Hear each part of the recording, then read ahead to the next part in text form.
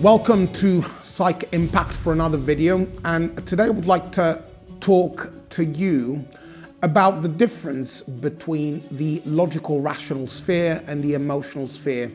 This is going to be fundamentally important, and the reason for this is because for any successful manipulation tactic, what we're going to use is techniques and strategies to really trigger the emotional mind. Now, the first distinction that's worth discussing is that whatever the logical rational sphere rejects and essentially dislikes, the emotional sphere really likes, okay?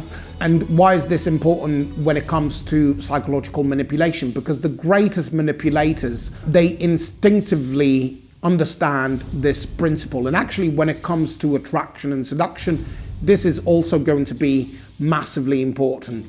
So what you want to know is that if I say to you, for example, that things like tastes, likes and dislikes, pleasant, unpleasant, all these categories that we normally use in sort of day-to-day language, what tends to happen that these categories are, for the most part, logical, rational categorizations.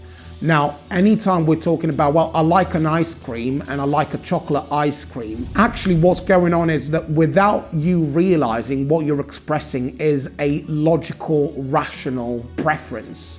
If I want to manipulate you, if I want to trigger you emotionally, let's say that we're on a date and let's say that you say to me, oh, do you know what? I would really like a chocolate ice cream. If I really want to trigger you emotionally, what I want to do is I'm going to go and get you the type of ice cream that you don't like. Why is this? Well, the reason for that is that whatever triggers the logical rational mind is going to be a favorable stimulation for the emotional sphere. If I give you an example, let's say that we're on a date, and of course I know that you hate coffee flavor ice cream, okay? But you really like chocolate ice cream. And you say, oh, I would really like a chocolate ice cream today. Okay, if I want to trigger you emotionally, I'm going to go and get you exactly what you don't like. That's going to have a massive effect, because what happens is the emotional sphere is a lot more powerful than the logical rational sphere. The reason for that is that evolutionarily, that's the way the brain is designed. You need to be able to be much more responsive emotionally as opposed to logically and rationally. Now, of course, in the brain, whatever makes up the logical rational sphere is tiny compared to what makes up the emotional part of the brain. So we're talking about the limbic system and we're talking about the amygdala. These structures have evolved over thousands of years to give you a very fast response to any adverse event or situation. Whereas the logical rational sphere has evolved much more slowly, it's much more recent, and we're talking about neocortex for that reason, and therefore it's a weaker structure. Now, we mainly operate from the logical rational sphere, but actually all the decision making, all the sort of meaning making happens emotionally.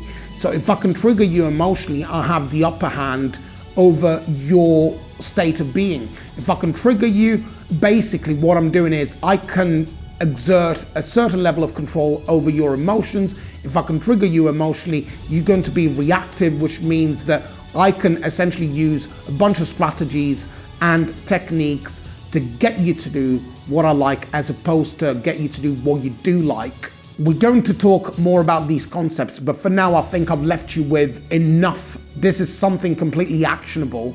You're already going to be able to experiment with this, so let me come back to you in the next video. For now, I think I've overloaded your brain, your logical, rational sphere, more than sort of sufficiently for today. So let's stop here. I'll catch you in the next video.